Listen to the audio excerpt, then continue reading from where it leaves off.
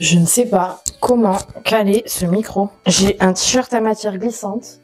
J'espère qu'il va pas tomber, il est très mal positionné. Yo tout le monde, c'est Eva et aujourd'hui on se retrouve pour une nouvelle vidéo. C'est parti, générique. It's a new dawn, it's a new day, it's a new life, it's a new life for me. And I'm feeling good. I'm feeling good. Waouh. Ça fait 1 an que j'ai pas filmé de vidéo, donc si je semble chelou, c'est normal. Aujourd'hui, la vidéo qu'on tourne va être assez différente de celle que j'ai l'habitude de tourner d'habitude. Ouais. Nickel. En gros, l'année 2024, il s'est passé beaucoup de choses. Vous l'avez, je pense, compris puisqu'il y a eu 0 vidéo, mis à part la vidéo de mon anniversaire. Je crois qu'on s'en est arrêté là. En gros, ces derniers mois, il y a pas mal de choses qui se sont passées. Donc dans cette vidéo, on va faire surtout un récap de tout ce qui s'est passé ces derniers mois. On va parler de santé mentale, du trouble borderline, d'addiction au sandwich. J'espère que vous avez la ref parce que sinon ça va être compliqué, mais je peux pas dire le mot, sinon la vidéo elle va sauter. Et vu que j'ai filmé pas mal de petits trucs par-ci par-là durant cette année, on va illustrer tout ça. Je sais que là ça paraît un peu fouille-fouille, mais c'est parce que ça l'est. Entre nous, ça fait 1 an que j'ai pas filmé, je parle seule à une caméra là. Vu qu'on va aborder pas mal de sujets dans cette vidéo et qu'on va illustrer le tout avec d'autres vidéos, elle risque d'être assez longue et je comprends que vous la regardiez pas en entier. Je comprends aussi qu'il y en a certains, ça ne vous intéresse pas du tout. Mais si ça vous intéresse, la semaine prochaine, une autre vidéo sort où ce sera vraiment vidéo. Je sais pas encore si je vais faire une vidéo plutôt cinéma, un peu comme j'avais fait sur Teen Wolf et Euphoria, mais autour de l'univers du Joker, ou une vidéo horreur, et je sais pas encore le sujet. Bon, dites-moi dans les commentaires ce que vous préférez, et je le ferai en fonction. Et ben c'est parti. Je vais essayer d'être le plus honnête possible dans cette vidéo, sans forcément trop rentrer dans les détails non plus, parce qu'il y a des choses qui sont assez personnelles. Et voilà, let's go, hein, let's go les amis, je ne sais pas par où commencer, c'est terrible. Bon, pour cette vidéo, j'ai fait une liste des points à aborder, et pour faire un bon récap. Mais avant ça, il faut qu'on parle un peu plus de ma pathologie. Je sais même pas si c'est une pathologie. Je dirais plutôt ma maladie mentale. Ouais, mais moi aussi j'ai envie de pleurer mon cœur. Mais on peut pas, c'est pas possible. J'en avais un peu parlé dans la vidéo Storytime de la convention de quand j'étais allée voir Damon Salvatore, enfin Yann Sommerhalder. Mais c'est vrai que j'étais pas plus rentrée en détail que ça, je suis même jamais rentrée dans les détails, pour la simple et bonne raison que je ne sais pas expliquer mon trouble. Mais en gros, on va dire que j'ai beaucoup de mal à gérer mes émotions, que ce soit les émotions positives ou négatives. Je les vis en x1000. Si je suis triste pour un petit truc, je vais être extrêmement triste comme si j'avais perdu quelqu'un. Si je suis en colère, je vais être extrêmement en colère comme si on avait volé mon chien. Et si je suis heureuse, ben c'est la même chose. Je vais être très heureuse comme une enfant de 4 ans à qui on aurait offert the cadeau. Il y a aussi une immense peur de l'abandon qui rentre en compte dans ce trouble. Et des crises. Et c'est là où je sais pas les expliquer. C'est qu'en fait, chaque crise, selon chaque personne atteinte de ce trouble, va être plus ou moins différente, d'une intensité plus ou moins différente, même quand c'est la même personne. J'espère que vous arrivez à me suivre. Et moi, mes crises, c'est vrai que ces dernières années, elles se sont intensifiées. Et si je devais expliquer mes propres crises, je dirais que c'est un trop plein d'émotions qui peut partir pour pas grand chose, mais c'est genre la petite goutte qui fait déborder le vase, quoi, on va dire ça comme ça. Et pendant la crise, je vais beaucoup crier, pleurer, me faire du mal. Oui, mon foufou. Je vais pas rentrer dans les détails non plus de tout, parce que c'est assez personnel et assez délicat à aborder comme sujet, je pense que vous l'imaginez. Et il y a aussi de la paranoïa qui rentre en compte, et des spasmes musculaires depuis quelque temps, puisque on va en parler, mais j'ai été diagnostiquée de ce trouble en 2019, il me semble, par des psychiatres. J'ai vu des psychologues et des psychiatres très souvent dans ma vie, même avant d'être diagnostiquée. Je sais même pas par où commencer en fait, c'est super dur comme vidéo à faire, j'ai pas les mots. Une fois que j'ai été diagnostiquée, forcément, puisqu'on est en Europe ou même dans la Terre en général, c'est comme ça, c'est que quand on a des maladies mentales, on nous donne des traitements et des cachets sans vraiment chercher plus loin. Et c'est justement ce qu'on va aborder dans cette vidéo en principal, c'est la stabilisation du trouble, parce que le trouble de la personnalité borderline est un trouble qu'on aura certes toute notre vie une fois qu'il est déclenché, mais qu'on peut stabiliser. Il y a 7 TikTokeuses qui en parlent beaucoup sur TikTok, je crois même que c'est son contenu principal, et elle donne pas mal de conseils, donc si vous voulez un peu plus comprendre la maladie et comprendre tout ce que ça englobe et la stabilisation du trouble plus précisément, je suis pas trop sûre que ma phrase soit très français, mais vous avez compris, je vous conseille d'aller regarder sa page, puisque moi j'ai vraiment du mal à m'exprimer sur ça. Alors que cette vidéo parle de ça, oui, je vous l'accorde. Mais du coup, voilà, c'est un trouble qu'on peut stabiliser à l'aide des cachets ou non. C'est vrai que moi, j'ai été sous traitement. Je me souviens pas de la plupart des noms des traitements que j'ai pu avoir toutes ces années. Et avant toute chose, je voudrais dire que je suis absolument pas contre les cachets quand il y a l'utilité. C'est-à-dire que par exemple, dans certaines pathologies, il n'y a pas le choix que de prendre des cachets pour être plus stable mentalement, tout simplement. Sauf que le trouble borderline, c'est vrai que à part des régulateurs d'humeur qui ne marchent pas forcément sur tout le monde, et c'est mon cas, et des somnifères pour aider à dormir quand on a des périodes où c'est plus compliqué, et des antidépresseurs ou des anxiolytiques qui ne vont pas forcément marcher, c'est vrai qu'il n'existe pas de traitement à proprement parler fait spécialement pour ce trouble borderline. J'ai été sous traitement, comme je vous le disais, et il y en a un. Chaque traitement réagit différemment selon la personne. On parle de ça sur même un Advil. Il y a des personnes qui vont pas supporter l'Advil, d'autres où ça ne va absolument rien leur faire. C'est très différent selon les personnes.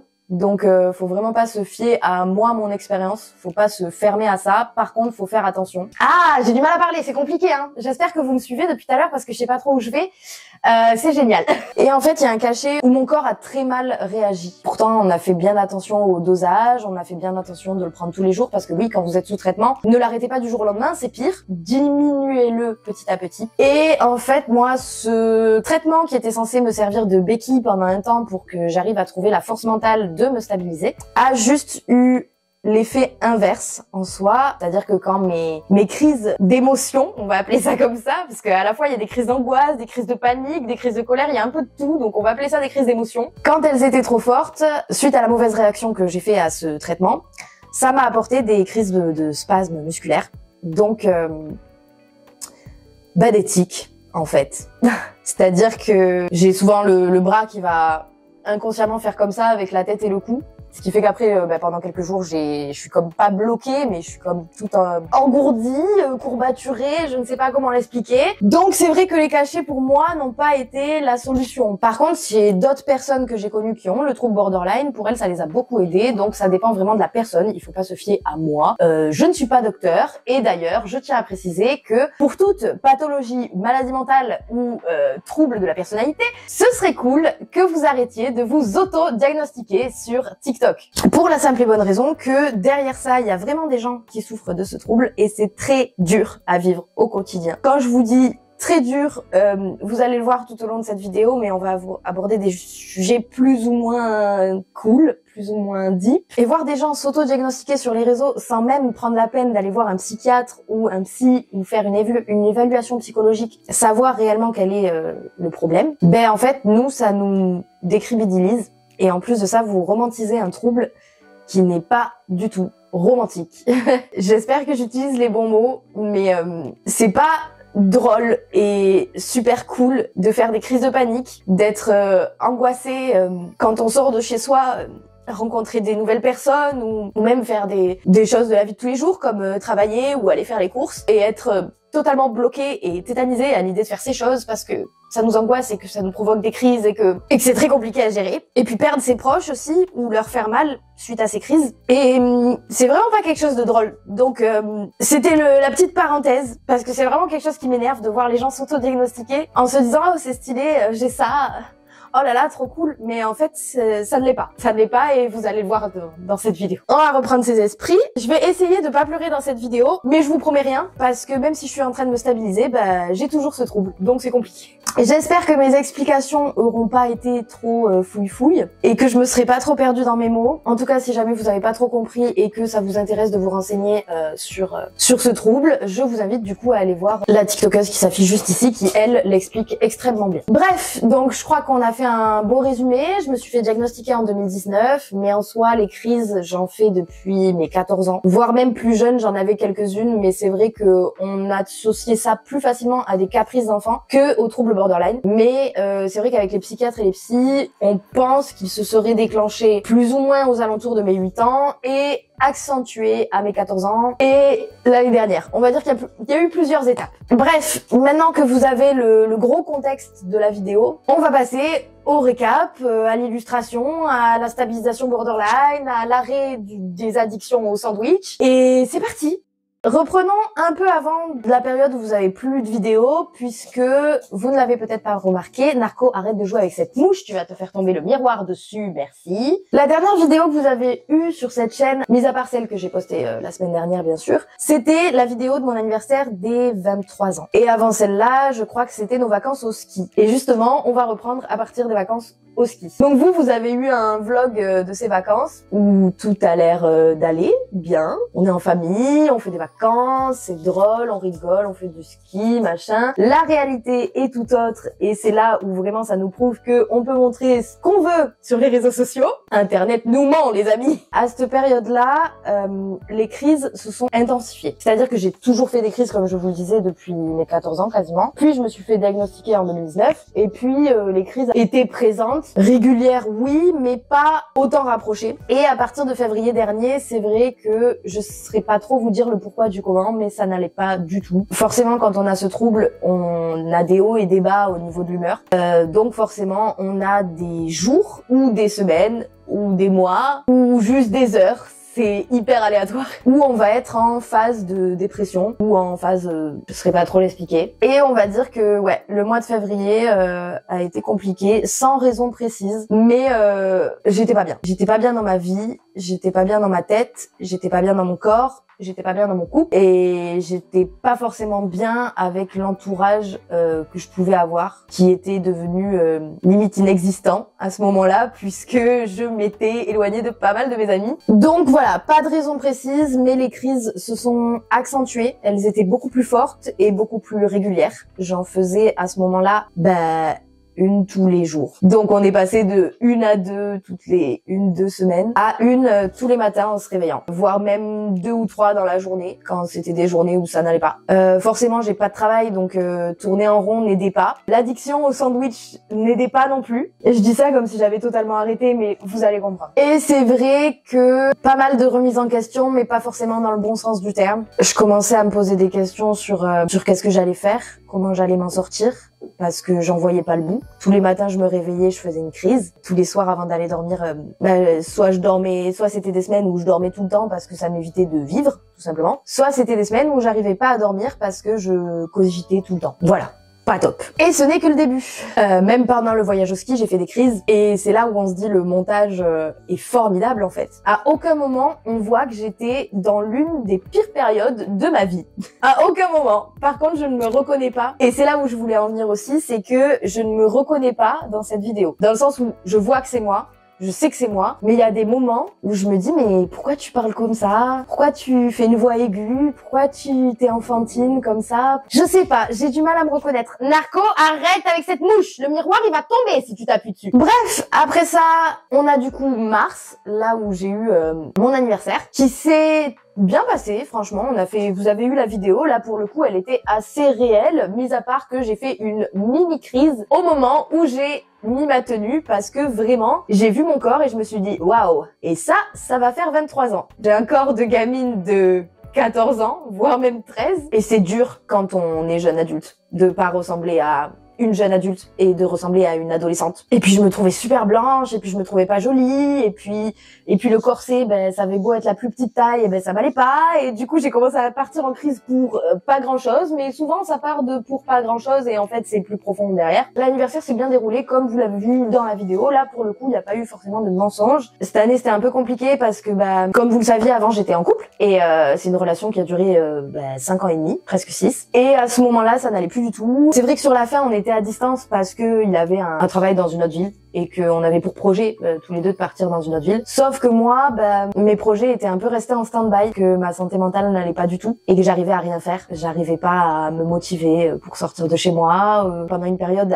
j'arrivais même plus à sortir mon chien, pour vous dire. Des trucs basiques de la vie, quoi. Donc imaginez déménager dans une autre ville, trouver un travail, trouver des sous pour déménager dans cette autre ville, enfin bref, compliqué. Et c'est vrai que être à distance, ça nous a pas forcément réussi. Et puis ça a fait remonter des choses qui n'allaient déjà pas dans notre couple. J'essaye de pas trop rentrer dans les détails parce que c'est vrai que cette histoire elle m'appartient pas qu'à moi et que c'est une personne qui est pas du tout réseaux sociaux, pas du tout j'expose ma vie. Si je reste floue sur cette période-là, c'est normal. Mais c'est vrai que on sentait qu'on était sur la fin de notre relation. Du coup, mois de mars pas forcément joyeux. En avril, on arrive à caler des dates où on pourrait se voir. Donc c'est lui qui vient à Toulouse et on savait que à ce moment-là, c'était la conversation à avoir pour mettre fin à la relation. Parce que ça en devenait limite toxique en fait. On s'empêchait un peu de vivre, je pense. Donc on a pris la décision de se séparer, tous les deux. Même si mais bon, je vais pas rentrer dans les détails.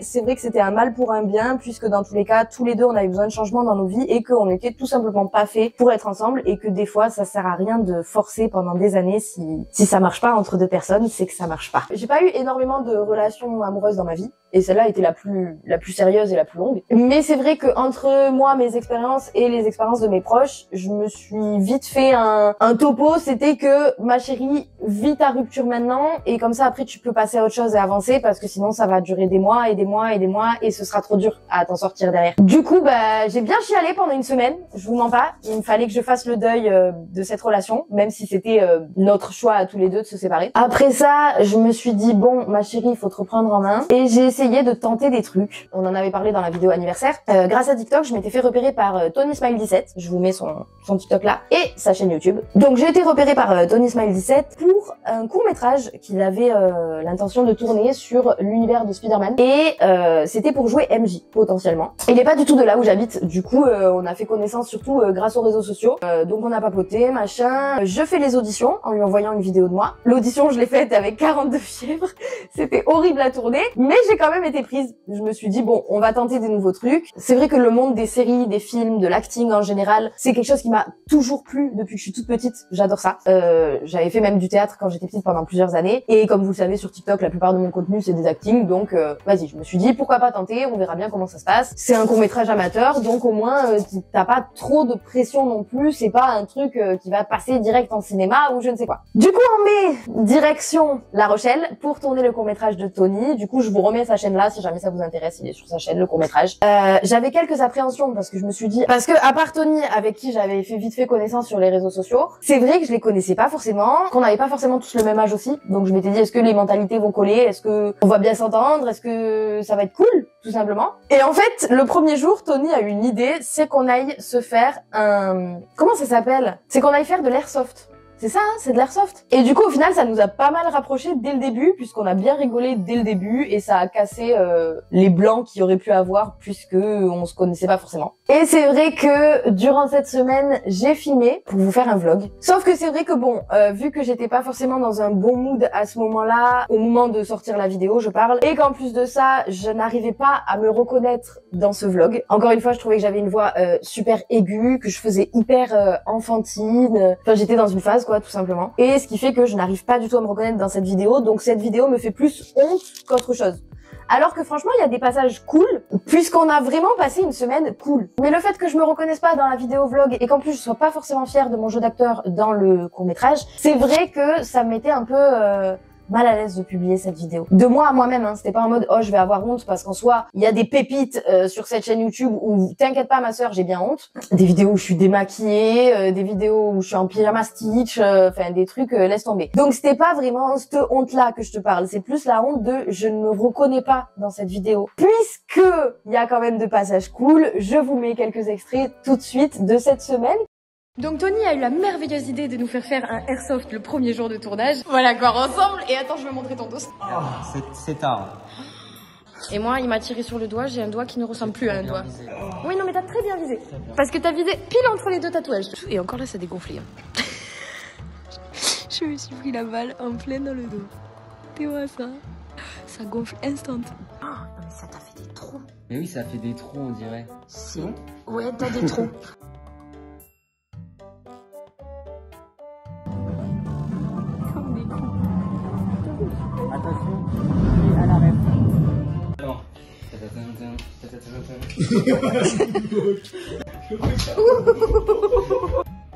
Il y a un gars, il m'a eu, il a fait.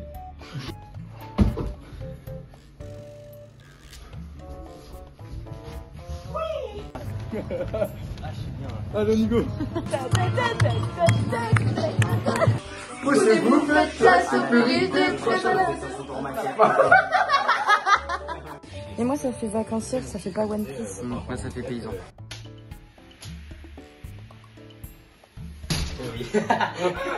C'était trop fort. Ça tourne. Action.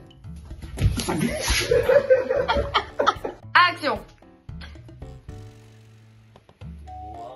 On a tous eu la même idée. Action. Écoute, Peter, on sait très bien. Bon, écoute, Harry, tu vois cette boîte là-bas? Bah, ça vient de mon père, ok? Il a laissé. Oh non, je vais pas.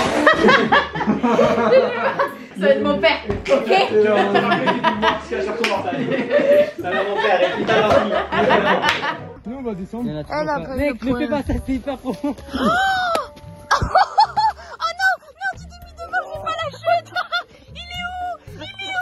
Tranquille, j'arrive mon pote. Attends. Mais je te l'ai dit que c'était trop. Vas-y, Je vais exploser. Regarde, attends, on va se tourner. On va se tourner. Attention, On va se 3, tourner. 2, 1. Go. Bah oui, mais moi je suis à me rattraper. Mais moi, la chute, elle était hyper longue. continuez, c'est bien. C'est un bon plan pour le vlog, ça. Vas-y. Les gars, vous êtes là? Oui.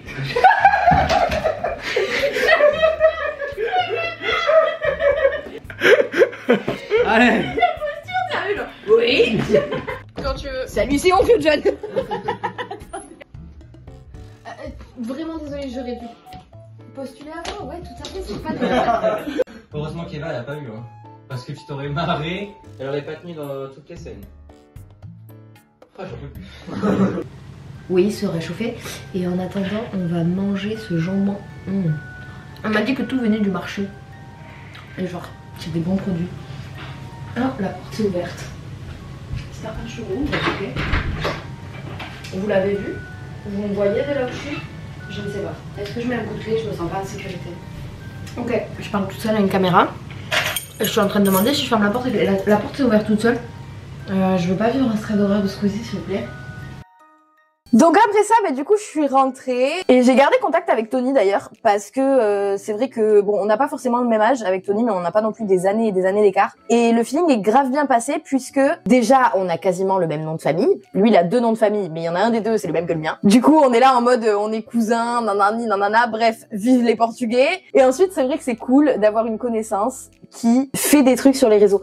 Dans le sens où c'est vrai que j'ai pas forcément d'amis qui font du contenu sur les réseaux sociaux, mis à part Mélina. Que vous avez déjà vu sur mon TikTok, je vous mets son TikTok ici. Mais c'est vrai qu'elle fait pas de vidéo YouTube ou quoi que ce soit. Et Tony, lui, il est sur YouTube, Instagram, TikTok, enfin comme moi. Ce qui fait que du coup, on peut se conseiller sur nos projets à chacun. Ou quand on sort une vidéo, l'un ou l'autre, on est là, on se donne nos avis. Ouais, tu devrais améliorer ça, ou ça c'est nickel, ou machin truc. Et c'est vrai que c'est super chouette d'avoir un pote qui a les mêmes intérêts que vous. Je sais pas comment l'expliquer, mais c'est vrai que moi, dans mon entourage, j'ai quasiment que des personnes que les réseaux, c'est pas trop leur délire, quoi. Donc c'est plutôt cool, même si on n'est pas dans la même ville et qu'on parle par message. C'est cool. Bref, après ça, du coup, le mois de juin, rien de nouveau, mis à part que c'est vrai que à partir de là, ma consommation en sandwich a augmenté. C'est vrai que je dois l'avouer, l'été dernier, ma consommation en sandwich était un peu trop volumineuse. Et forcément, les crises, je pense que ça n'a pas aidé, se sont augmentées encore plus qu'en février. En fait, ça n'a fait que aller crescendo au fur et à mesure des mois que je vous parle, que ce soit l'addiction au sandwich ou que ce soit les crises dues au trouble borderline. Il y a tout qui a fait comme ça. Du coup, en juillet, on a pris la décision que je revoie une psy parce que ça faisait quelques années que je ne voyais plus de psy. En tout cas, j'ai décidé de reprendre contact avec elle. C'est une très très bonne psy en plus, donc il y avait vraiment aucune raison que j'arrête de la voir. Mais c'est vrai que en 2019, en fait, il y a eu le diagnostic. Enfin, j'ai vu cette psy qui m'a dit, je pense qu'il y a plus qu'une simple dépression ou un simple mal-être, et qui m'a conseillé d'aller voir un psychiatre et de faire un diagnostic, et de faire une évaluation psychologique et tout ça. Et du coup, c'est ce que j'ai fait. Je suis allée voir la psychiatre, on a fait l'évaluation psychologique, machin, truc. diagnostic borderline posé, surveillée par rapport aux troubles bipolaires parce que j'ai des antécédents dans ma famille. Bref, et après ça, du coup, j'ai juste continué ma vie et je suis jamais retournée voir ma psy. Mais du coup, juillet 2024, que ce soit ma mère, ma sœur ou mon entourage proche ou même moi, ça commençait à devenir vraiment compliqué au niveau des crises, au niveau des sautes d'humeur, au niveau du mental tout court. Donc on a pris la décision, enfin j'ai pris la décision d'aller la revoir. Et franchement, meilleure décision de ma vie. Parce que vous allez voir que moi, ça m'a énormément aidé dans ma stabilisation du trouble. Bref, l'été se continue. Comme je vous ai dit, ça ne fait que monter, même si je vois la psy, ça m'enlève un poids quand même, parce que moi je peux parler à cette personne qui est neutre, qui fait pas partie de mon entourage. Et du coup, après ça, il y a eu août. Je vous ai sorti du coup la vidéo du mois d'août 2024, un an plus tard, la semaine dernière. Un plaisir, enfin presque un an plus tard du coup. Mais je vous avais mis un petit message. Je vous avais prévenu. J'ai mis un petit message au début de la vidéo. Je vous expliquerai dans la vidéo de la semaine prochaine. On y est. Voilà, vous comprenez maintenant. Donc vous allez comprendre pourquoi cette vidéo a mis plus de temps que prévu à sortir. On a fait ce voyage qui s'est plutôt bien passé, mis à part que j'ai bien évidemment fait des crises. Et c'est pour ça que le vlog ne ressemble pas forcément au vlog que j'ai l'habitude de vous sortir sur cette chaîne. Je trouve qu'il y a beaucoup de coupures, il y a plus de moments de musique que de moments filmés. Pour la simple et bonne raison qu'il y a plein de jours où j'étais pas bien en fait. En tout cas, voilà, c'était un vlog plein de souvenirs, donc j'avais quand même envie de le poster, mais c'est vrai que même si j'ai coupé pas mal de choses de ce vlog, vous avez dû remarquer quelques petits trucs que j'ai laissés, comme par exemple ce passage. Moi, je suis moche par contre. Mais le reste est très beau. Ou encore celui-là. Mais j'aime pas mon corps. Ce moment-là, en fait, ça a été le moment où je me suis vraiment rendu compte, comme je vous dis, j'avais déjà eu un petit électrochoc en mars, je me suis vraiment rendu compte que j'étais très maigre. Même dans cette vidéo, j'arrive pas à me reconnaître au niveau du caractère, au niveau de comment je parle, je fais très enfantine dans cette vidéo, je trouve aussi. Mon corps, ça n'allait plus du tout. Et je pense que c'est en août où ça m'a fait un électrochoc. Dans cette maison, il y avait des miroirs. Il y avait pas mal de miroirs, on va pas se mentir, dont un à côté de la piscine. Donc forcément, quand t'es en maillot de bain, tu le vois, hein, que t'as maigri. T'as pas vraiment le choix. J'ai déjà eu des problèmes de poids. À mes 14 ans, j'étais très très maigre. Et à mes 18 ans, j'ai fait une sorte d'anorexie mentale qui fait que je faisais 34 kilos à 18 ans. Donc forcément, complément alimentaire, truc, sport, alimentation, machin truc. Ça m'a pas forcément aidé. Ce qui m'a aidé à l'époque, c'est de me mettre en couple avec mon ex-compagnon. J'aime pas ce mot, on dirait je parle d'un chien, c'est pas un chien. Mon ex, tout simplement. Et c'est vrai que lui m'a beaucoup aidé sur ma confiance en moi physique. Donc forcément, ça a aidé à ce que je reprenne du poids. Et je pense pas que la rupture a joué au fait que je perde du poids. Je pense plus que c'était les crises, l'addiction au sandwich. Après ça, il y a eu septembre et octobre qu'on va mettre en même temps parce que cette période a été extrêmement compliquée et c'est parti dans tous les sens et c'est vrai que j'étais tellement en phase que je mélange tout de cette période et j'arrive pas vraiment à dater les événements. Donc comme je vous ai dit jusqu'ici, les crises ne faisaient que s'intensifier et se rapprocher et partir dans la paranoïa la plus totale, ce qui a donné à un épuisement mental total de ma part et un épuisement de la situation de la part de mes proches. Parce que quand vous êtes malade, la personne que ça touche le plus, c'est vous. La personne qui est impactée le plus par la maladie, que ce soit une maladie physique ou mentale, je pense que c'est la même chose, c'est vous. Mais il y a des répercussions sur les proches et c'est vrai que je m'en rendais compte sans m'en rendre compte. J'étais tellement dans ma bulle que j'ai pas voulu voir ce qu'il y avait à voir peut-être. Et la situation leur a fait beaucoup de mal. Moi, j'étais dans une souffrance extrême et en plus de ça, je me disais mais en fait, genre c'est moi qui suis mal. Vous avez pas le droit d'être mal, c'est moi qui suis malade. Donc pourquoi vous êtes mal en fait? Vous avez juste à m'aider et ça ira mieux. Sauf qu'en fait, ça se passe pas comme ça dans la vie. Donc très compliqué jusqu'à la crise de trop, on va l'appeler comme ça. J'ai fait une très très grosse crise où j'ai totalement switché. J'ai switché. Donc je saurais pas vous dire la moitié des choses qui se sont passées dans la crise. De toute façon, on n'est pas forcément là pour ça. J'ai pas forcément envie de rentrer dans ces détails-là parce que c'est vraiment très personnel et que cette histoire ne touche pas que moi. Donc encore une fois, on va la survoler. Je suis désolée, je fais ce que je peux.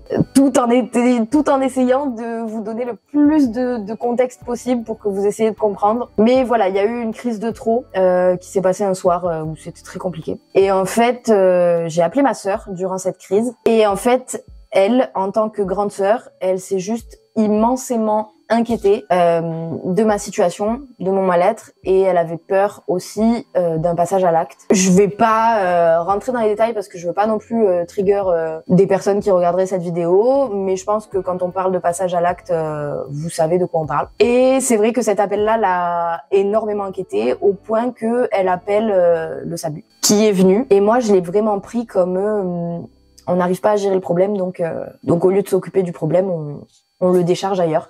C'est pas comme ça qu'il faut le voir, pas du tout, mais c'est vrai que quand on est dans un mal-être profond, c'est comme ça qu'on le voit, et surtout quand on n'arrive pas à se mettre à la place des autres, et à cette période-là, je n'arrivais vraiment pas. J'ai beaucoup crié, j'ai continué ma crise, tout en leur expliquant que voilà, j'avais un trouble de la personnalité borderline, que je faisais des crises, donc que c'était normal, enfin non, c'est pas normal, mais genre dans le sens où ils avaient pas à venir, parce qu'en fait, pour moi, il y avait d'autres personnes à sauver, et que moi, j'en faisais pas partie, et que de toute façon, j'allais pas me suicider, et que de toute façon... vous voyez dans quel état j'étais? Genre, je saurais même pas l'expliquer. J'étais vraiment en mode, c'est parce que je suis borderline, de toute façon c'est normal, c'est parce que je fais des crises, dans une heure ça va se calmer, et tout va redevenir normal, parce qu'en soi c'est ça, hein, quand on fait des crises et qu'on est borderline, on fait une crise, on a l'impression qu'on va, je sais pas comment le dire, mais voilà. On a l'impression qu'on pourrait passer à l'acte, et puis on s'énerve beaucoup, et puis on dit tout un tas de choses horribles, mais à la fois réelles, mais peut-être mal expliquées. Et puis quand la crise est finie, c'est comme si pour nous, il s'était absolument rien passé. Genre ça y est, on passe à autre chose. Hop là, je vais jouer aux Sims. Hop là, je vais regarder une vidéo YouTube, ou hop là, je sors avec mes potes, ou voilà. Et donc en gros, je leur expliquais ça, et sauf que ils m'ont fait comprendre que vu que ma sœur avait peur d'un passage à l'acte et qu'elle leur a précisé qu'elle avait peur d'un passage à l'acte, ils étaient obligés de voir avec le psychiatre, et qu'en fait la décision revenait au psychiatre de savoir s'il m'amenait à l'hôpital ou pas. Et le psychiatre leur a dit que, vu qu'il y avait suspicion de passage à l'acte, ou du moins que ça avait été évoqué, ils étaient obligés de me faire un examen. Voilà, une évaluation psychologique en fait, rien de plus. Je sais pas pourquoi je cherche mes mots. Et donc j'y suis allée, après m'être énervée fortement contre ma sœur et ma mère en ayant dit des choses que je regrette fortement. Elles sont au courant que je fais cette vidéo, vous inquiétez pas. Je commence pas à déplatérer tout un tas de choses sans les avoir mis au courant. Et puis je suis partie. Dans l'ambulance, l'ambulancier a été vraiment adorable. Il m'a parlé de stabilisation, forcément, de troubles de troubles mentaux, pardon, de stabilisation. Il m'a parlé de pas mal de choses qui m'ont fait redescendre de ma crise. Et puis j'y suis allée. J'ai été transférée donc à l'hôpital de Purpan, à la partie psychiatrique. Je saurais même pas comment aborder ce passage en fait, parce que j'en ai pas trop de souvenirs. Je sais que j'ai téléphoné à ma pote, mais après je me souviens pas trop de choses. En fait, j'étais tellement en phase que je me suis dit, plus tu vas crier, plus ils vont t'emmener en psychiatre. Tandis que si tu leur montres que ça va, ils vont te laisser rentrer chez toi. Et c'est un peu ce qui s'est passé, dans le sens où ils ont vu que voilà, je leur ai dit écoutez, je suis suivie toutes les semaines. Ah oui, parce que j'ai oublié de vous dire, mais à partir du mois de mai aussi, j'ai commencé Borderlink. Borderlink, c'est une sorte de centre, je ne sais pas comment appeler ça, dans l'hôpital Purpan, qui s'occupe des borderline, enfin du moins qui est censé aider des personnes atteintes du trouble borderline à la stabilisation de leurs troubles. Et donc j'y allais, c'était des séances de groupe, on était une dizaine à peu près, avec en plus de ça une psychiatre et des infirmières. Et on parlait de sujets, et on avait des fiches qui nous expliquaient des trucs qui pour moi ne m'ont absolument pas aidé, en tout cas à la stabilisation. C'est peut-être parce que je m'y suis pas mis à fond, ou c'est peut-être parce que c'était pas une technique qui marchait sur moi,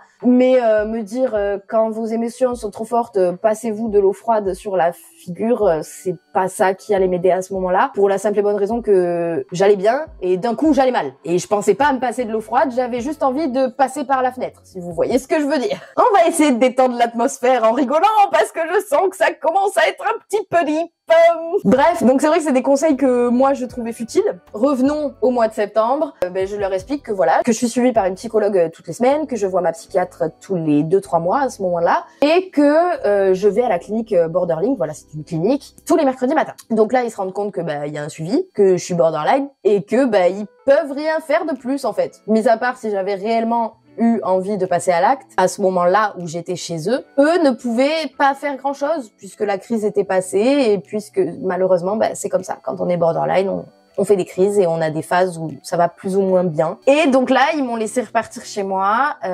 C'est une copine qui est venue me chercher parce que vous imaginez bien que ça a pas forcément arrangé la situation avec mes proches. Se sont même plutôt bien dégradés, puisque avec la peur de l'abandon, moi je l'ai vécu vraiment comme au lieu de s'occuper du problème et de parler et de m'écouter, on abandonne et on veut la mettre en psychiatrie, quoi. Je l'ai vraiment vu comme ça. Maintenant qu'on en a parlé, qu'on est plusieurs mois plus tard, que la situation s'est arrangée et qu'on essaye de beaucoup plus parler avec ma sœur de sujet mental, c'était pas du tout son intention. C'était pas du tout son intention, c'était pas l'intention de ma mère. C'est juste qu'elle ne savait plus quoi faire. Et c'est là où je dis que une maladie mentale ou un trouble mental impacte automatiquement votre entourage. Donc voilà, donc cette copine me récupère. De là, je suis en phase totale. Je me souviens que je lui dis je veux prendre toutes mes affaires et partir, machin. Donc je prends des affaires qui n'ont rien à voir. Mais j'ai commencé à prendre mes boîtes à souvenirs, j'ai commencé à prendre mes carnets, j'ai pris des trucs qui n'avaient rien à voir. Et puis je suis partie chez ma copine, passer la soirée. Et c'est là aussi où on voit que l'entourage est important, puisque pas toutes les copines n'auraient pris la peine de faire ce qu'elle a fait à ce moment-là. Surtout quand on parle d'une personne qui est instable mentalement. Et donc je suis allée chez cette copine, et puis le lendemain, en fait, je savais pas trop quoi faire, et puis j'avais pas envie de rester chez cette copine, j'avais envie d'être chez moi, et puis j'avais mon cerveau qui partait dans tous les sens, et du coup, je décide de revenir chez moi. J'en parle à ma mère, elle me dit ok, machin. Je reviens chez moi, on fait un peu comme si de rien n'était, mais je fais quand même beaucoup de crises. De là, ma sœur vient avec une nouvelle idée. J'en parle en rigolant, mais c'est vrai que ça m'a pas fait rire sur le moment. Je pense que ma sœur ça lui a mis une énorme claque de me voir dans cet état, et ça lui a fait beaucoup paniquer. Et en fait, elle a pas eu la réflexion ou la manière de faire que j'aurais voulu qu'elle fasse, mais c'était sa manière à elle de m'aider. Donc en fait, elle a cherché tout ce qui aurait pu m'aider sans vraiment comprendre ce que j'avais, si je dois le dire comme ça.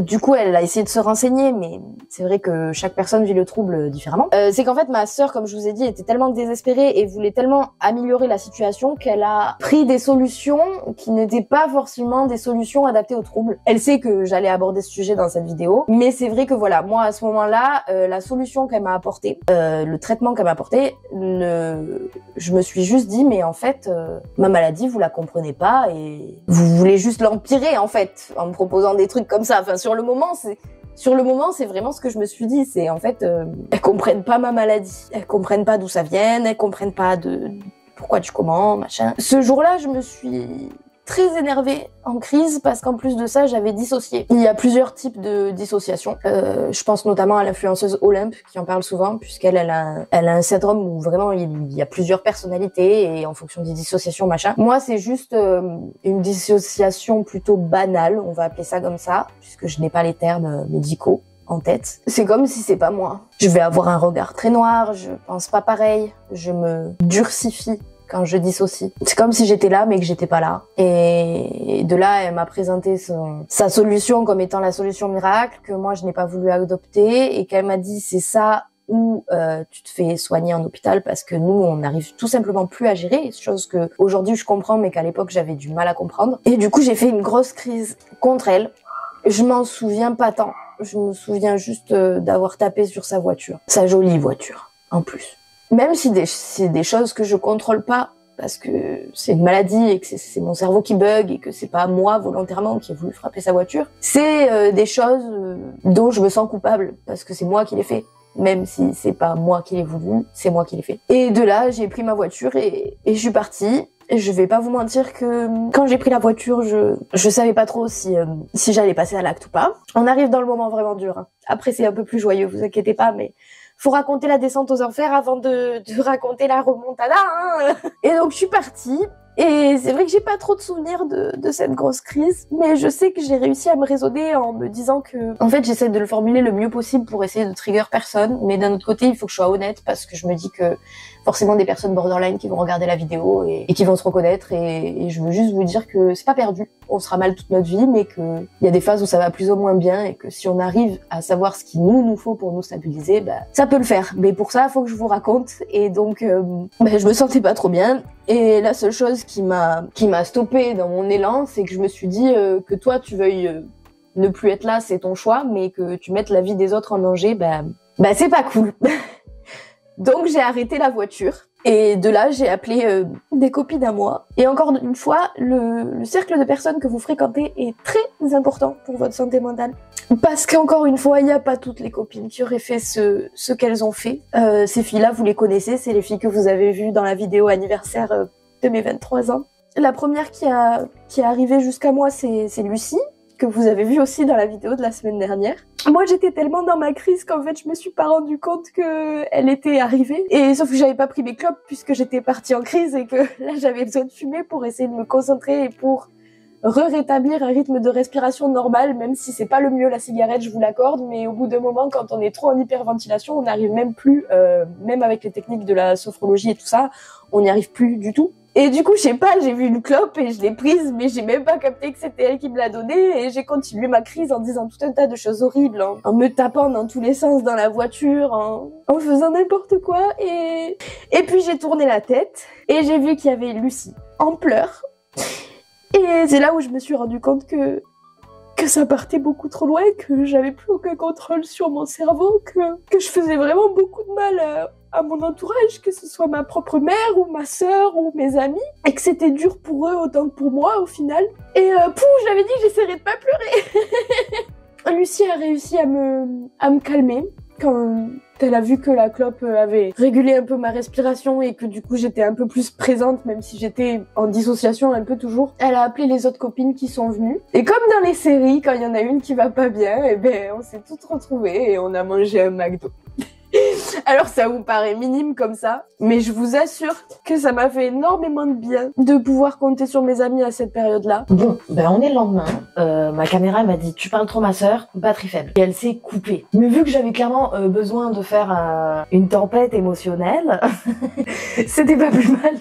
Et après, le truc c'est que je sais pas trop si c'était avant ou après, mais il y a eu une deuxième fois où il y a eu le SAMU et que j'ai dû aller à l'hôpital. Mais je me souviens plus si c'était avant cette crise-là ou après cette crise-là. En tout cas, c'était dans ces eaux-là. C'est vraiment cette fois-là où je me suis dit bon, va falloir faire quelque chose, ça peut pas continuer comme ça. Et il y a un gros problème dans ma vie que je n'arrivais pas à passer outre, c'était la relation avec mon père. Je crois qu'on en a parlé qu'une seule fois sur cette chaîne, c'était dans la vidéo avec Nina, et c'est la seule fois où j'en ai parlé. Il y a une question qu'on m'a posée sur Insta, j'ai pas répondu. Quand tu réponds dans cette vidéo, pourquoi Nina ne vit pas chez ta mère? Parce qu'en fait, ce n'est pas la fille de ma mère. Je dis que c'est ma soeur, mais c'est ma demi-soeur. On a le même géniteur, mais pas la même mère. Et je vais pas rentrer dans les détails de l'histoire, mais en gros, avec mon père, c'est assez compliqué parce qu'on a tous des caractères très marqués, les Pinto, on va dire ça comme ça, et que des fois, ça a besoin d'exploser. Sauf que là, c'est parti un peu trop loin. Et on a arrêté de se parler en 2020. Et suite à septembre 2024, tout ce qui s'est passé dans ma vie et tout ça, enfin septembre et octobre en soi, j'ai décidé de lui envoyer un message, pas forcément de base pour reprendre contact, plus pour avoir des explications et pour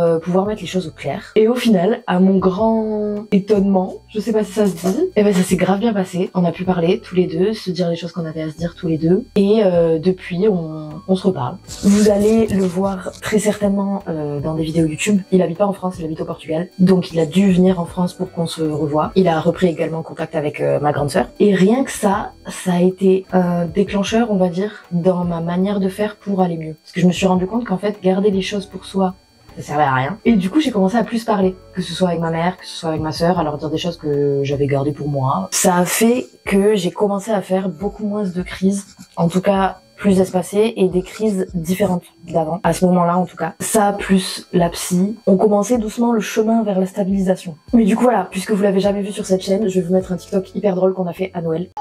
Oh non, est-ce que c'est ce que je crains? Je le crains. J'ai le permis de conduire. J'ai le permis de conduire. Oh Dieu protège-nous, oh Dieu protège-nous. Pour que vous voyez à peu près le personnage. Puisque du coup vous risquez de le voir sur cette chaîne YouTube. Dans tous les cas, là tout à l'heure vous allez voir des plans où il est dedans. Donc voilà, donc j'avais fait ma petite liste parce que là on s'est éloigné de la liste totalement. Désolée, je reprends mes marques, je ne sais plus faire de vidéos, vous le savez. Donc novembre, du coup on a les crises qui se sont de plus en plus espacées. Mon mental s'est un peu calmé. J'ai essayé de me faire aussi plus de tâches dans la semaine, de me faire des sortes de mini planning dans la semaine. Parce que vu que je ne travaille pas, ben en fait je tournais vite en rond et on va pas se mentir, quand on est mal et qu'en plus de ça on ne fait rien, on se sent inutile et on peut pas aller mieux. C'est le serpent qui se mord la queue, Ouroboros. Ouroboros ou Ouroboros, je sais plus comment ça se dit. Bref, ça. Ensuite on arrive à décembre, vu que j'avais repris contact avec mon père et que comme je vous ai dit il habitait au Portugal, j'ai décidé d'aller le voir au Portugal pendant 10 jours. Et j'ai filmé 2-3 trucs. Et déjà là compliqué parce que en fait ça fait des années que j'ai pas pris l'avion et j'ai une relation particulière à l'avion. C'est-à-dire que je vais le prendre, mais ça me terrifie. Genre c'est dans les airs, c'est proche de l'espace et ça me panique. Que ce soit proche de l'espace. Ouais, je suis un peu starbée du ciboulot, mais bon, la vidéo est là pour vous l'expliquer, donc ça tombe bien. Il a essayé de me faire conduire une voiture manuelle aussi. Parce que j'ai mon permis en automatique, comme vous le savez. Et vraiment, je ne sais pas conduire une automatique, je sais pas pourquoi on m'a donné mon permis, mais alors une manuelle, encore moins.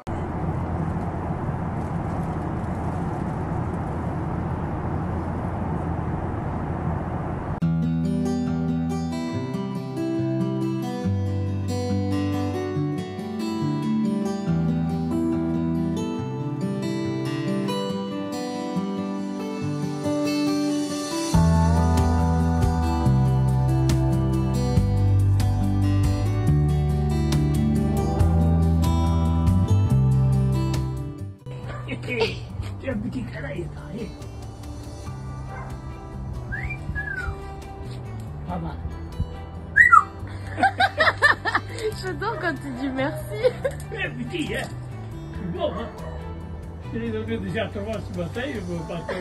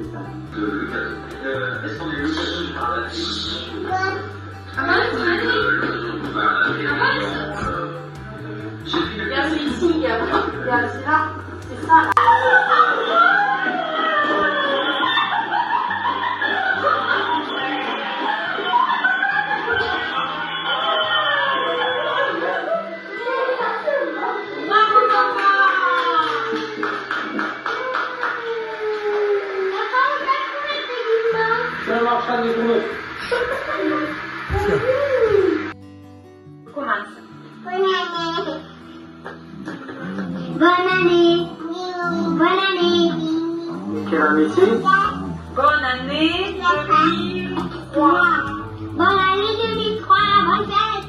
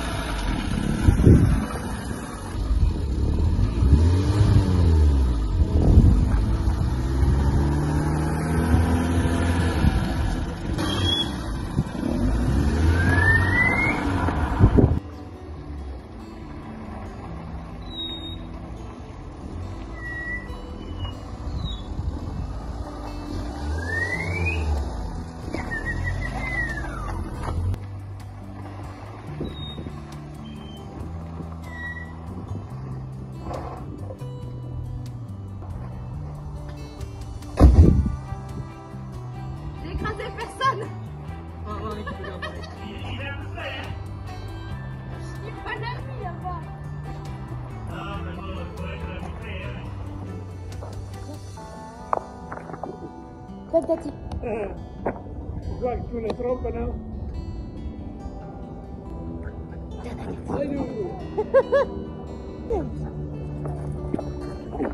Attends, mais... non, mais c'est de la triche que tu fais, là. T'es prêt?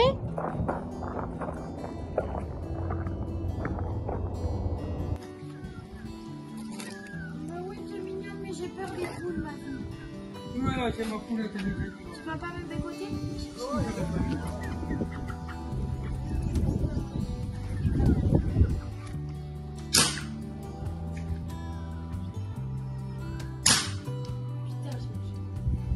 J'ai vu, hein? Pas mauvaise, la bestiole, quand même, hein? J'ai dit au somme de tout. Ah, attends, tu les énerves, là. Après ça, il y a eu Noël du coup. Ça m'a fait bizarre parce que cette année, comme vous l'avez vu, j'ai pas fait les Before Christmas. J'ai longuement hésité à reprendre les Before Christmas. On en parlait déjà fin août, début septembre, avant que ça parte en cacahuète totale. Mais au final, je pense que j'ai pris la bonne décision et c'était de ne pas faire les Before Christmas, même adapté comme on avait pu faire l'année d'avant, c'est-à-dire juste sur 2 semaines au lieu de le faire tout un mois. Parce que c'était tout simplement pas du tout la bonne période. Qu'en plus de ça, il fallait vraiment que je me concentre sur ma santé mentale et physique. Donc on a pris la décision de pas les faire et je pense que c'était le mieux. Mais vous inquiétez pas, cette année, normalement, c'est prévu qu'on refasse les Before Christmas. De toute façon, c'est quelque chose qu'on kiffe. Vous partagez notre vie familiale pendant les fêtes de Noël.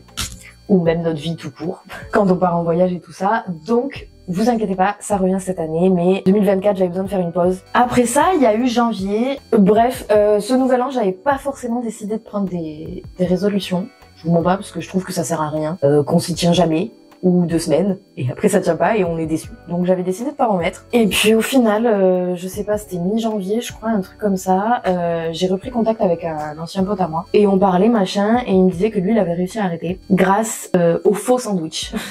Je sais pas, ça va être super dur. Je rêverais de bouffer un sandwich avec Snoop. Je pense que c'est lui, Monsieur Sandwich. Il en fait 20 par jour? Ah non, parce qu'après c'est plus intéressant. Mon métier, c'est pas mangeur de sandwich, tu vois. J'aime bien faire ma vie et manger un petit sandwich en cas. Si vous avez pas la ref, vous allez rien comprendre, ça va être très compliqué, mais je peux pas faire autrement. Et du coup, moi j'avais déjà essayé les faux. J'avais déjà essayé, mais c'est vrai que j'avais pas forcément envie d'arrêter à ce moment-là quand j'avais essayé. Donc forcément, ça n'a pas marché. Et là, je me suis dit, vas-y, je le tente. Genre comme ça, et on verra bien combien de temps ça dure. Donc les premières semaines, j'ai arrêté d'un coup. Alors si je dois vous donner des conseils, même si je ne suis pas docteur, donc préfère vous renvoyer vers un addictologue ou quelqu'un qui sait exactement ce qu'il va dire. J'aurais pas dû arrêter d'un coup. C'est super dur d'arrêter d'un coup, et encore plus quand on a un trouble de la personnalité borderline. Juste diminuer et puis arrêter, j'ai vraiment juste arrêté et passé au faux. Ça marche sur des personnes, ça a marché sur certains de mes amis. Personnellement, moi, j'ai cru que j'allais décéder, tellement que c'était horrible. Les gars, je vais dead. Je vais pas tenir.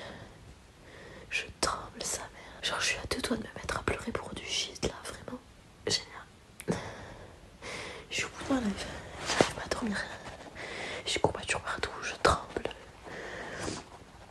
J'ai des nausées, ça me pète les... Je suis tellement en manque que je suis en train de pleurer pour du là, vraiment.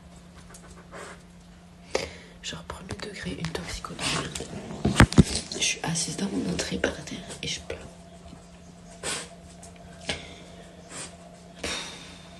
Ne commencez jamais ça, ne commencez jamais à fumer, tout court en fait, parce que c'est un enfer d'arrêter. Du coup, j'en ai parlé à ma psy, et ma psy elle m'a dit mais en fait c'est peut-être pas une bonne idée d'arrêter tout d'un coup parce que tu risques de faire phaser ton cerveau, vu qu'il y a déjà le trouble borderline. Du coup on a fait autrement, c'est-à-dire que au début j'en faisais un tous les soirs, je crois. Un vrai tous les soirs, et la journée c'était des faux. Et ensuite je suis passée à un tous les 2-3 jours. Mais malheureusement aujourd'hui il faudrait que j'arrive à encore plus espacer les jours pour pouvoir l'arrêter totalement. Sauf que j'y arrive pas. Je sais pas si c'est parce que j'ai pas la volonté et que j'avais juste envie de ralentir et pas d'arrêter totalement. Je sais pas si c'est juste parce que je suis accro, tout simplement. Je sais pas, je saurais pas vous dire, mais il faudrait vraiment que j'arrive à espacer plus parce que j'ai commencé en janvier et on est en mai et je suis toujours à un vrai tous les 2 jours, du coup c'est ça? Un jour un faux, un jour un vrai. Mais en tout cas ça m'a permis de réduire énormément ma consommation puisque je suis passée de 15 vrais par jour à un vrai tous les 2 jours à peu près. Et pour éviter de craquer, heureusement je vis encore chez ma mère. Ça a des désavantages parce que j'ai 24 ans et qu'au bout d'un moment j'ai envie d'avoir mon appart. Mais vu que je vis encore chez ma mère, je lui ai demandé de m'aider et du coup c'est elle qui a la responsabilité du vrai, on va dire ça comme ça. Parce que si c'était moi qui le gardais, je pense que j'aurais pas tenu et que j'aurais continué sur du vrai et que j'aurais craqué. Parce que en fait il est à portée de main donc autant l'utiliser. Et bon après si vraiment j'en peux plus et que j'ai besoin, je vais lui demander, elle va me le passer. Mais au moins je sais pas, je préfère comme ça, je trouve que ça me régularise plus. Et forcément, quand j'ai commencé à ralentir les sandwichs, j'ai vu que les crises se stabilisaient encore plus. Oh, comme c'est étonnant, Eva! Et c'est là où c'est quand même drôle, c'est que j'ai commencé à fumer à mes 14 ans de ça. Alors pas pour effet de style ou quoi que ce soit, parce qu'il n'y avait pas grand monde qui savait que je fumais. C'était plus, il y avait eu une embrouille avec mon père à cette époque-là. À peu près la même chose qui s'est passée en 2020, on a pris nos distances à ce moment-là. Et du coup, j'étais pas très bien et j'ai une connaissance, on va dire, qui m'a dit mais moi je sais ce qui peut t'aider. Voilà. Du coup, je l'ai testé puisque j'étais pas bien. Et en fait, c'était vraiment devenu le truc de quand je suis pas bien, je fume. Donc j'utilisais vraiment ça en mode au fur et à mesure des années, en fait, dès que je faisais une crise, je fumais pour me calmer et redescendre la crise. Alors que ça ne faisait qu'empirer l'état de ma santé mentale, tout simplement. C'est vrai que quand on est fumeur, on s'en rend pas forcément compte et on se dit mais non, ça n'a rien à voir. Si, si, énormément. Je vois une telle différence depuis que j'ai ralenti. Février, ça allait plutôt bien jusqu'à une crise où j'étais pas très bien. En fait, c'était pas une crise. Je pense que c'était une journée où justement, vu que ça faisait un moment que j'avais pas fait de crise, j'avais tout gardé pour moi. Si, c'était clairement une crise en fait. Et à un moment, il a fallu que ça ressorte. Et sauf que j'étais vraiment pas bien. J'ai pris les cachets qu'on m'avait prescrits pour me calmer. Parce que là, je sentais que j'avais juste besoin de dormir. En plus, à ce moment-là, j'avais beaucoup de mal à dormir. Je sais plus. J'ai dû envoyer un audio à une de mes copines en lui disant ouais, je te réponds plus tard, machin. Là, faut que j'aille dormir, j'en peux plus. J'ai pris les cachets, je vais dormir. Dans l'état où je suis, mon message, mon audio, il sonne comme je viens de vous le dicter. Mais en fait, il sonne pas comme ça du tout. Il sonne en mode j'ai pris des cachets, je vais en finir quoi. Alors c'est pas ça que j'ai dit, mais il sonne comme ça aux yeux de mes copines, enfin aux oreilles de mes copines. Donc forcément, elles se sont inquiétées. Donc j'ai une copine qui s'est inquiétée, qui est venue à la maison.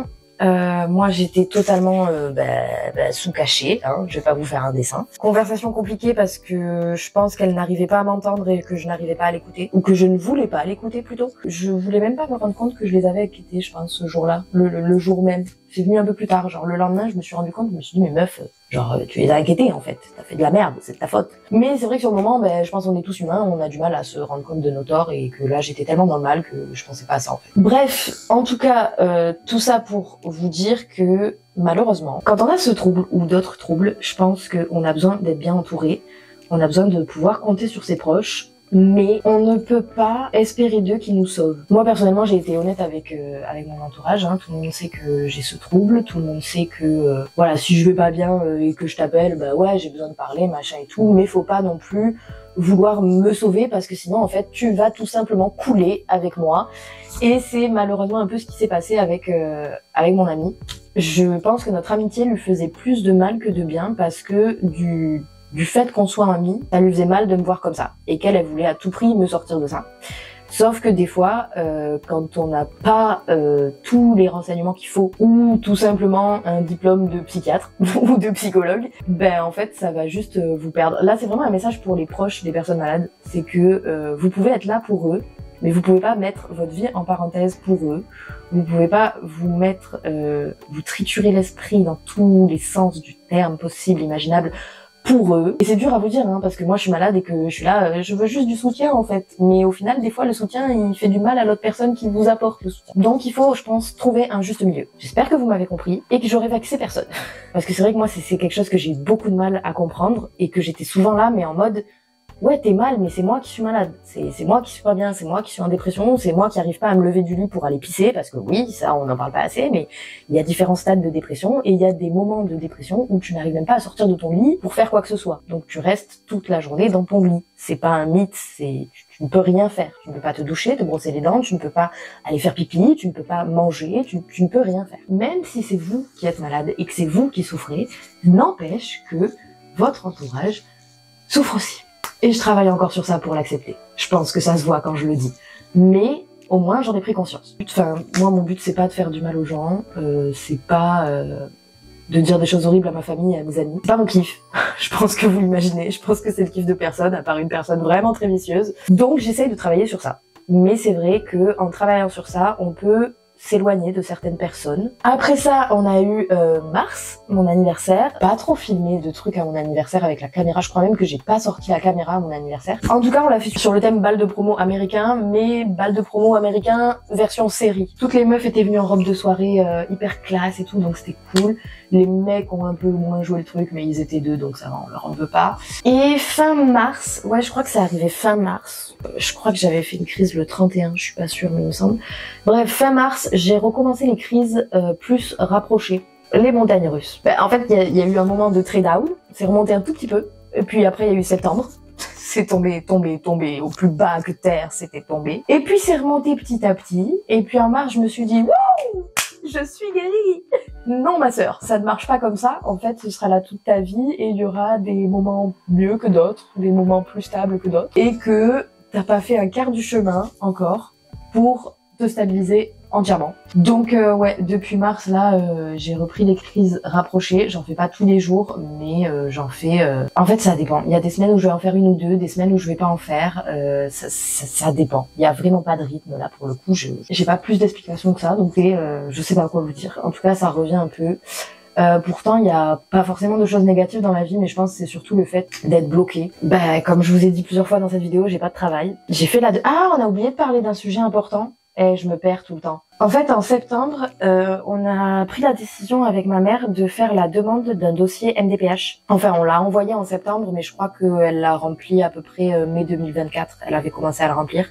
Ça prend du temps. Donc, si vous souhaitez faire la demande d'une aide MDPH, je vous conseille de vous y prendre dès maintenant, parce que ça prend énormément de temps. La MDPH, c'est une aide aux personnes handicapées physiques et mentales, selon le degré d'handicap. Et c'est vrai que c'est une aide que je voulais pas, de base, on m'en avait déjà parlé plusieurs fois, mais que je voulais pas, parce que j'estimais qu'il y avait d'autres personnes qui en avaient plus besoin que moi. Et puis, j'ai fini par me rendre compte qu'en fait, non, j'en avais besoin aussi, puisque j'arrivais pas à ce moment-là à travailler ou à ne serait-ce que rechercher du travail. Et on a eu une réponse pour avoir le statut travailleur handicapé et l'aide MDPH en avril, début avril il me semble, ou fin avril. On a eu la réponse, mais on n'a toujours pas l'aide. Chose qui devient très compliquée étant donné que là, du coup, ça refait un mois et demi que ça va pas de ouf, même si ça va. C'est pas aussi mal qu'en septembre ou que l'année dernière. En fait, j'ai l'impression de devenir flemmarde. C'est-à-dire que je ne vais pas poser de CV. Je ne fais même pas la recherche de travail. Tout le monde me dit mais non, t'es pas flemmarde, c'est parce que t'es malade, machin et tout. Oui, je pense, mais il y a aussi ce truc de... on revient au serpent qui se mord la queue, excusez-moi, mais en fait, le fait de rien faire pendant trop longtemps, tu t'habitues à rien faire pendant trop longtemps et t'angoisses de reprendre un rythme. Je suis pas allée poser des CV depuis mars, ouais, si je dis pas de bêtises. Mais il va falloir que je m'y remette et que je me reprenne encore une fois en main. En fait, c'est un trouble qui est compliqué parce que tu te bats avec toi-même constamment. C'est-à-dire que toi, t'as envie de faire quelque chose, mais ton cerveau, il veut pas, ton corps, il veut pas et t'y arrives pas. J'ai envie de trouver du travail, j'ai envie d'aller faire les démarches pour déposer des CV, tout ça, mais j'y arrive pas. Waouh, il y a tellement de gens après cette vidéo qui vont me voir comme la pire des connasses qui prend les sous de tout le monde sur la MDPH alors qu'elle aurait juste à aller déposer des CV. Bref, je pense qu'on a fait un bon résumé de tout ce qui s'est passé cette année. J'ai essayé d'être honnête sans trop vous en dire non plus, parce qu'il y a des phases qui restent assez personnelles. Ça m'a permis de refaire le point et je me dis ok, t'es parti de loin, il reste du chemin à faire, mais tu peux le faire. Donc c'est cool. Là, dans ce qui me reste à faire, c'est attendre l'aide.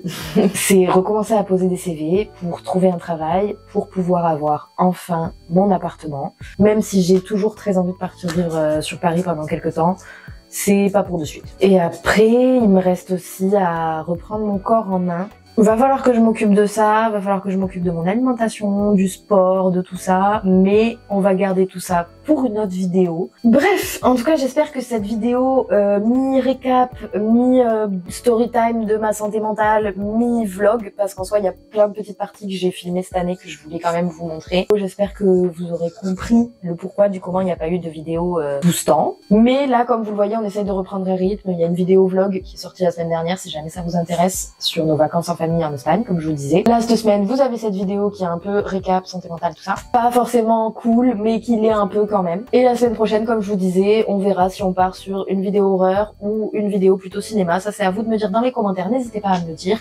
N'hésitez pas non plus à vous abonner. Et je pense que j'ai assez parlé pour cette vidéo. Donc, je vous fais de gros bisous et je vous dis à plus tard pour une prochaine vidéo. Bye!